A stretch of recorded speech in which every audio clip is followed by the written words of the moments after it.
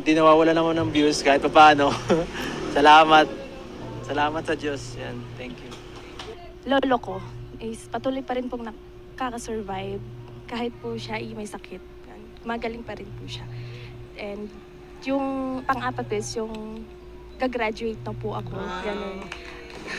Hello, my name is Raz po.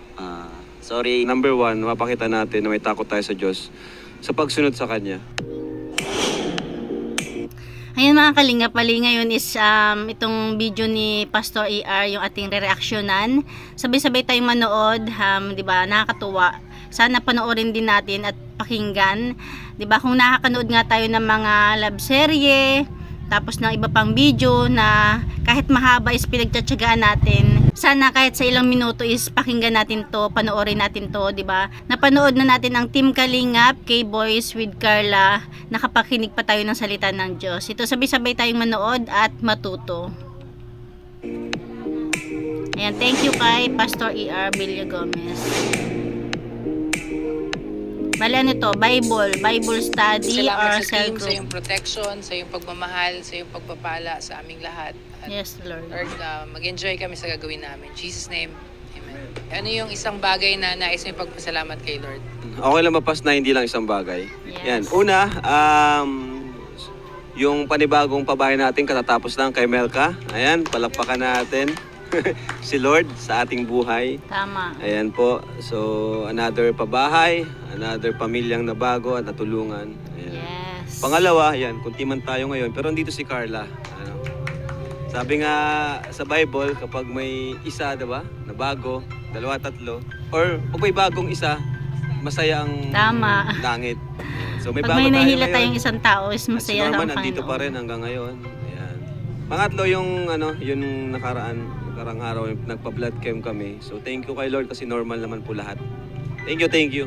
Sa akin yung pinapasalamat ko po ay yun, ito ligtas tayo sa mga lakad natin lahat. At pangalawa, yung nanay ko nag-celebrate ng birthday niya, yan, umabot na naman ng Wow. 77 na. Another year para sa nanay ni Tanda na po. Starax. Umabot pa rin siya, yun ang pinapasalamat ko dahil okay na rin siya ngayon. Salamat po. At siyempre yung family ko, masaya po sila.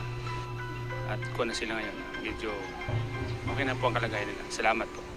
Ako po ang pinagpapasalamat ko, more on Kuya more Neil. on health. Health kasi syempre, asawa ko buntis. Okay naman siya, di naman masyadong mahirap yung niya, pagbubuntis niya. Yan. Thankful ako doon, syempre sa baby din namin. Wow, congrats Healthy Kuya din, Neil. malikot, kahit ano. And then, yung okay naman yung result ng blood chem. Wow. Sabi nga ni kanina, bro, may naman, may tumaas ng konti, pero mas maganda yung may mga bumaba na naging halos mag-normalize na. Ayan. Yun lang po, maraming salamat. Thanks God. Salamat ka po is patuloy pa rin po yung blessing ng Lord and mas ramdam ko po siya nung mga nakaraan po. Amen. Yun po, good health po lahat kala kuya. Yun po pinagpapasalamat ko and yun po, wala nang pasok. Walang pasok. Nagpapasalamat ko po Yan, shoutout kay Norman. malusog pa rin yung nanay ko, tayo at kami. Malusog Kami, na siya. tayo, malusog tayo. Sana malusog tayo palagi. Lalo na yung nanay ko, gusto ko laging malusog para wala kaming problema. Tapos, siyempre, salamat at sa kalingap kami. Nantaba na ako. Salamat. Saka yung mama ko rin, kuya. Sabi ng mga tao dun, Wow. nabawasan daw yung stress. Congrats naman. Nataba na nanay ko. Nagtaba din. Siyempre, yung iniisip. Saka nakakatulong-tulong kahit paano dito, di ba? Kinikita. Yun lang muna ngayon, kuya, siguro. Salamat. Yun, salamat at salamat dito sa mga ganito. Nakakapag-share tayo tama. ng Nakakatulong ng mga talaga. Saloobin ba? Nakakaganto eh. Akin, parang ganoon lang din sa kanila syempre sa safety natin araw-araw. Hindi natin tinitake for granted yan. Kasi hindi natin alam mga kailan maano yung aksidente, di ba? Saka sa health, syempre, healthy naman kaming family. Tayo dito, salamat dun sa ganun. Dahil, syempre, naalagaan din tayo nila Kalinga Prab. Kung hindi siya hindi siya Galing lagi talaga na ni tayong Ed. inaakit mag-gym, Tama. Mahalaga yun. Saka, syempre sa tuloy-tuloy na ng YouTube channel, yung pag hindi nawawala naman ng views kahit pa paano. Salamat. Thank you, Salamat Lord. sa Diyos. Yan, thank you. Siyempre ako po Wow. yung pinagpapasalamat ko araw-araw, hindi lang po sa ngayon, araw-araw, oras-oras or minuto. Tama. Yung sa family ko po, siyempre, yung malakas sila mama, sila papa. Tapos pangalawa na rin po dun is yung maraming blessings na natatanggap. Siyempre dahil po sa kalingap. Yes. Tapos pangatlo na din po is yung lolo ko is patuloy pa rin pong nakaka-survive. Mm-mm. Kahit po siya may sakit, magaling pa rin po siya. And yung pang-apat is yung gagraduate na po ako. Ganun. Wow. Nung nakaraang week is nag-pictorial kami. Sobrang saya po. Congrats, Carla. Opo, kasi malapit na kami makagraduate. Yan lang po. Thank you po. Amen. Mangangaral, chapter 5, verse 1 to 7. Magandang usapan po ito. So, tinutuloy lang natin to, 12 weeks ito. Tungkol naman to sa buhay. Ayan, Mangangaral chapter 5. Huwag pabigla-bigla sa pangako. Mag-ingat ka sa pagpasok sa bahay ng Diyos. Ang pagsunod ay mabuti kaysa handog ng isang mangmang sapagkat hindi alam ng mangmang kung ano ang mabutit masama. Amen. Huwag kang pabigla-bigla sa panalangin. Isipin mo munang mabuti ang ipapangako mo sa Kanya. Sapagkat Amen. nasa langit siya at ikaw ay nasa lupa. Mag-ingat ka sa pagsasalita. Ang panaginip ay bunga ng maraming alalahanin. Habang dumarami ang iyong sinasabi, lalong nanganganib na makapagsabi ka ng kamangmangan. Kung mangako sa Diyos, tuparin ito agad. Hindi siya nalulugod sa taong mangmang, kaya tuparin mo ang iyong pangako sa Kanya. Amen. Mabuti pang huwag kang mangako kaysa mangako at hindi mo tutuparin. Huwag mong pabayaang magkasala ka dahil sa iyong pananalita. Mangangako ka at pagkatapos ay babawiin mo. Sa ganyang galit ang Diyos. Kung magkagayon, hindi ka niya pagpapalain sa anumang iyong ginagawa. Kaya, gaano man kadalas ang iyong panaginip, gaano man karami ang walang kabuluhan mong salita at gawa, magkaroon ka ng takot sa Diyos. So parang ang team po natin sa binasa natin, kung mapapansin nyo, merong may kinalaman sa pangako sa Diyos, sinasabi sa Diyos, pinapanalangin. And then sa dulo naman, takot sa Diyos.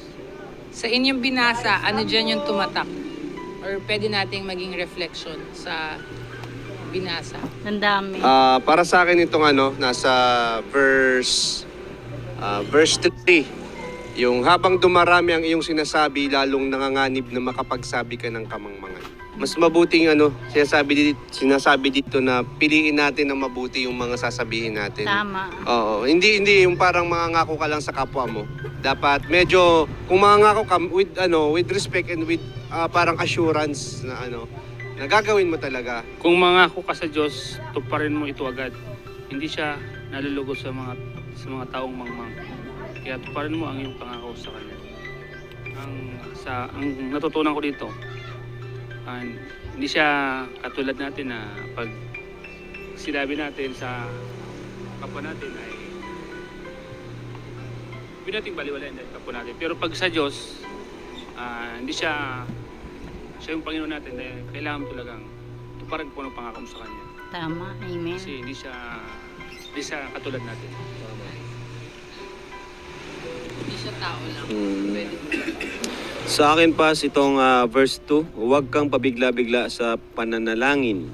Isipin mo munang mabuti ang ipangako mo sa Kanya sapagkat nasa langit siya at ikaw ay nasa lupa. Mag-ingat ka sa pagsasalita. Tama. So ayan, medyo tinamaan ako dito. Kasi minsan pa nagpipray ka, Lord, promise ko po di na ako maganyan, matupad lang to. Sabi ko di pala biro yun, talagang nasa Bible pala talaga na dapat respetuhin talaga natin si Lord. Respetuhin natin kasi Diyos yan hindi yung mangangako tayo ng pabalang lang or magsasalita tayo ng pabalang sa panalangin natin. Kaganyan, yung mga simpleng bagay na Lord, di na ako, sagutin mo lang itong prayer ko, di na ako maganyan, di ba? Sabi ko, mali pala yun kasi dapat kung mangangako tayo, tuparin natin. Amen. Hindi lang yung Tama. saka wala tayong karapatang magganon kay Lord. Kasi Diyos siya, wala tayong karapatang parang deal. Parang magkaroon ng deal sa kanya kasi Diyos siya. Dapat deal. Makikipag-deal, ganun. Yun. So, Bad wala yun, tayong karapatan kasi tao tayo at siya ay Diyos. So, kailangan natin gawin, sundin lang talaga siya. Walang kapalit yun. Kung Tama. pagpalain man tayo ni Lord or Amen. ano man yung kapalit niya, nasa kay Lord na yun. Yes. So, yun po, medyo tinamala. Halos lahat naman. Importante pa lang talaga yan. Ingat ka sa pagsasalita. Yes. Respetuhin Halos natin, lahat naman is nagre-reflect sa tayo. mga tao o sa kanya. atin. Tingin ko dahil si Lord, sinasabi sa Bible, di ba? Alam niya yung totoong nasa loob ng puso ng tao. Sa panlabas kasi pwede mong pegiin to eh. Pagpasok ka sa Yes, simbahan, tama. marami kang sinasabi, pero marahil hindi yung totoo sa puso mo or hindi mo ginagawa. Sa verse 5 po, mabuti pang huwag kang mangako kaysa mangako nang hindi mo tutuparin. Ngayon ko lang pala nalaman na ang pangako pala sa Diyos dapat ay hindi basta-basta mangangako ka. Tama. Ngayon ko lang talaga ito nalaman, Pastor. Kaya salamat sa ganito na nalaman natin na mayroon pala. Dapat ay sincere ka sa pangako mo. Ito pong sa verse 6, huwag mong pabayaang magkasala ka dahil sa iyong pananalita.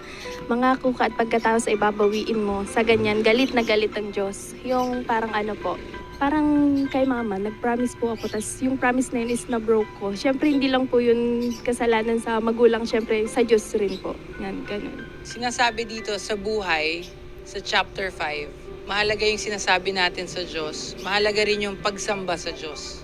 So, and then yung dulo ng verse kanina, magkaroon ng takot. Amen. And worship is isa yun sa highest parang form of expression na meron tayo sa Kanya. Sa buhay niyo, paano nyo pwedeng ipakita na meron kayong takot sa Diyos? Ako pas, syempre, pinaka number one, mapakita natin na may takot tayo sa Diyos sa pagsunod sa Kanya, sa Kanyang mga utos, Amen. sa Kanyang mga, sa mga utos niya sa Bible.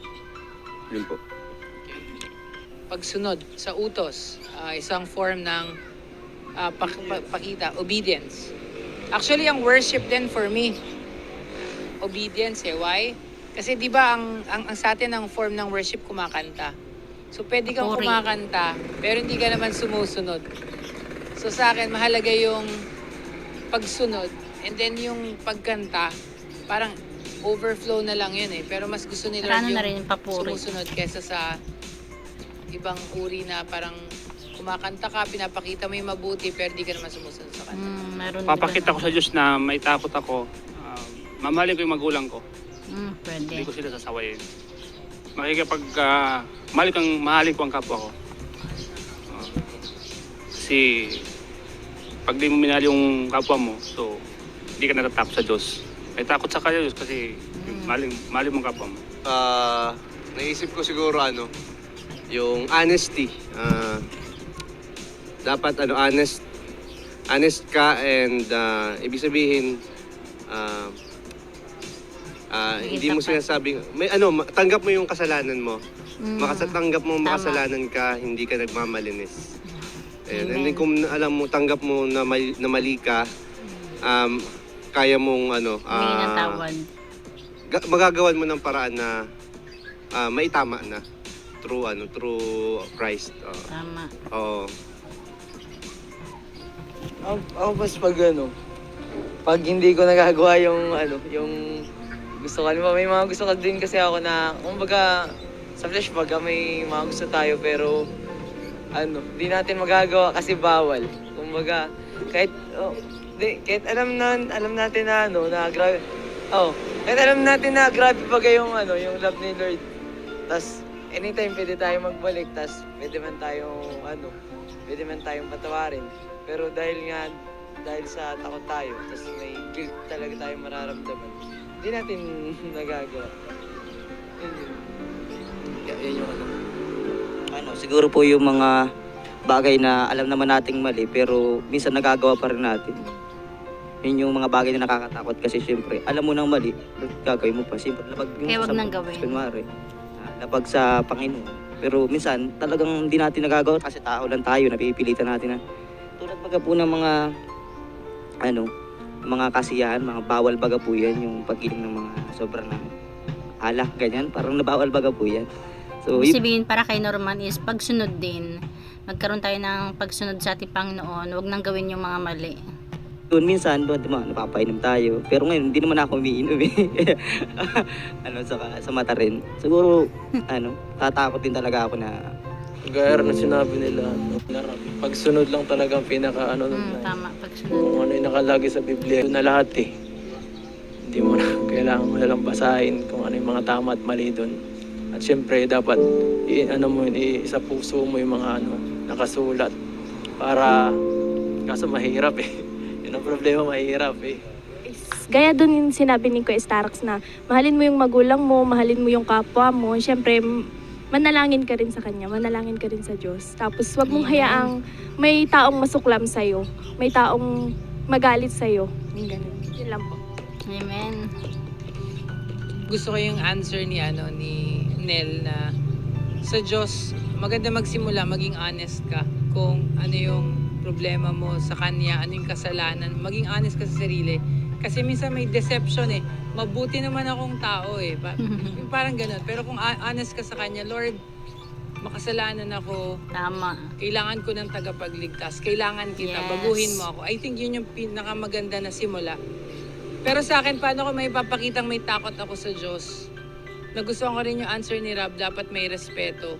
Siguro kung mahal mo ang Diyos, nagpapasalamat ka, lalayuan mo o iiwasan mo yung mga bagay na ayaw niya. Ngayon, mahirap yung gawin. Binanggit to ni Lolo, binanggit din ni Norman. Mahirap sumunod sa Diyos, lalo na kung gusto mong gawin yung isang bagay, ayaw naman niya o mali o kasalanan. Kaso sa Bible, ang pinagbabawal naman niya, laging makakabuti sa atin. Diba, huwag kang makiapid, huwag kang magnakaw, di mo gustong manakawan ka.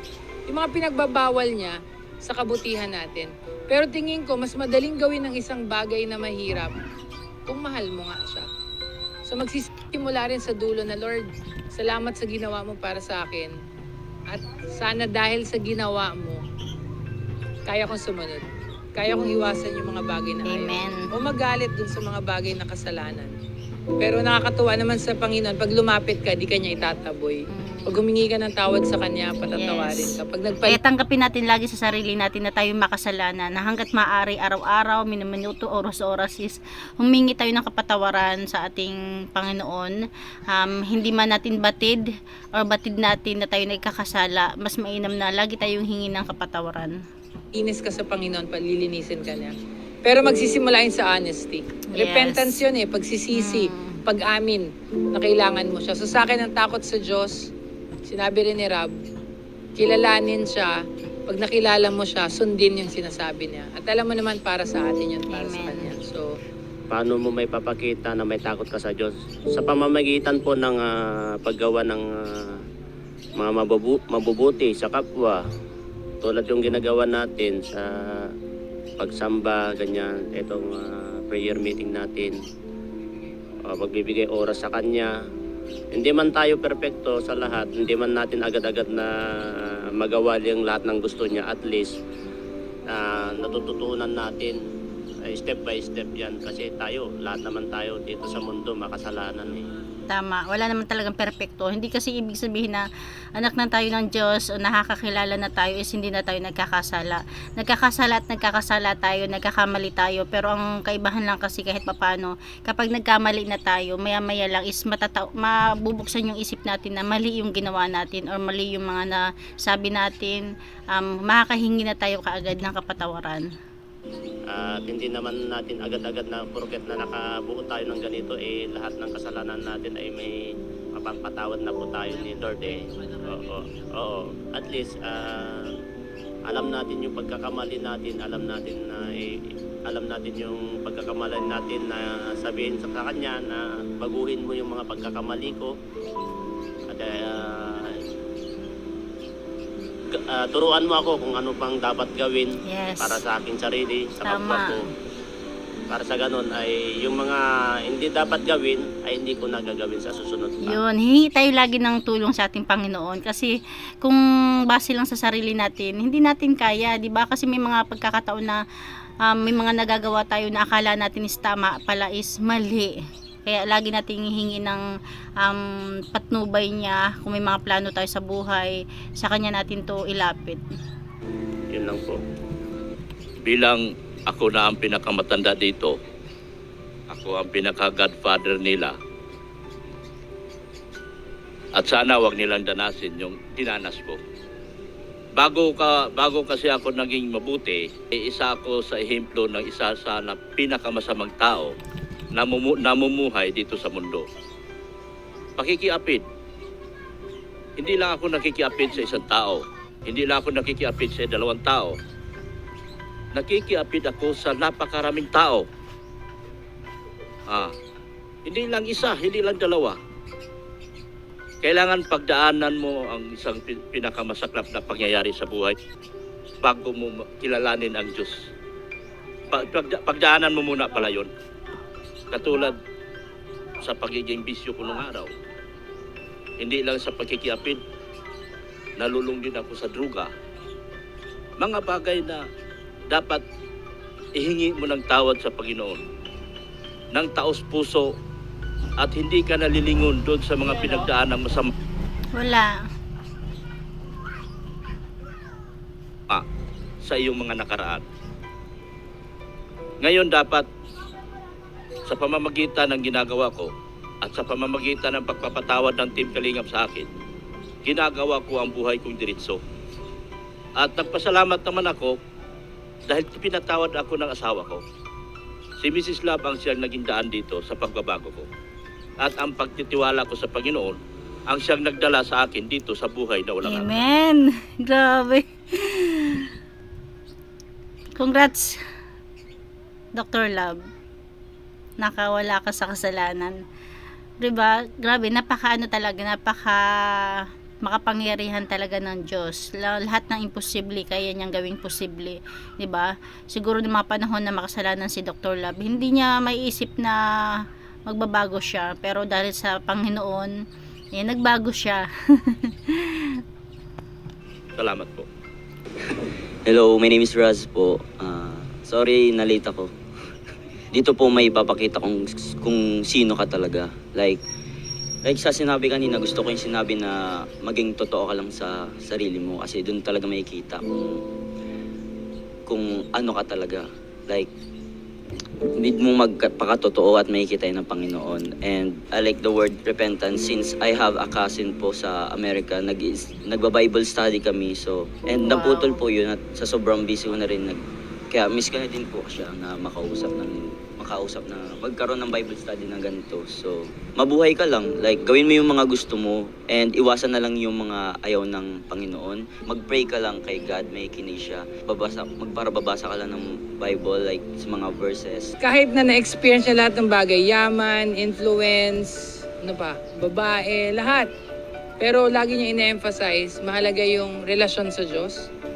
Sa akin doon nagsisimula yung awareness plus yung binanggit kanina ni Kuya Jilu. Bad news, lahat makasalanan. Pero may good news, pag nalaman mo ikaw makasalanan, ang good news may tagapagligtas. Amen. Magandang maging honest Tama. na parang Lord, kailangan ko ng help mo, kailangan ko ng direction mo kasi kung ako lang, walang pag-asa. So, diba? Kasi kapag hindi natin tinanggap sa sarili natin na tayo ay makasalanan, paano tayo papatawarin kung hindi naman tayo humihingi ng kapatawaran? Thank you po very much. Mangangaral chapter 5 tayo. Next week, Mangangaral chapter 6. Magandang paalala. Yung worship mahalaga sa Diyos and yung fear of God mahalaga sa ating lahat. So as we end, let's ask kay Kalingap Rab for prayer po. Lord, thank you po sa oras na ito at sa napakagandang panahon na ito. Dahil muli, Lord, nagkatipon-tipon kami ngayon para pag-aralan, Lord, ang iyong salita. Thank you rin po sa buhay ni Pastor ER, sa walang sawa at walang kapaguran niyang pagpagamit sa iyo, Lord. Yes, Lord. Buong buhay niya po ay nalaan niya po para sa iyo, Lord. So thank you po, Amen. Panginoon, sa buhay ni Pastor ER. Lord, naway mas maunawaan namin, may tanim namin sa aming puso't isipan itong mga bagong natutunan namin ngayon. At may bahagi po namin sa aming mga kakilala, kaibigan at mga mahal po sa buhay. Amen. Lord, sana po ay sa mga susunod pa na mga Bible study ay mas marami pa kaming matutunan at mas makilala pa po namin kayo. Amen. Po Panginoon namin dalangin, in Jesus' name, Amen. Salamat po sa inyo. Ayan, thank you kay Pastor ER na kahit papaano, kahit saglit lang is nakapag-cell group na rin tayo or Bible study. Ayan lang mga kalingap, thank you for watching. God bless you all and Jesus loves you. Sana nakapakinig din kayo ng salita ng ating Panginoon. Diba, napanood na natin ating mga iniidolo, nakarinig pa tayo ng salita ng Diyos.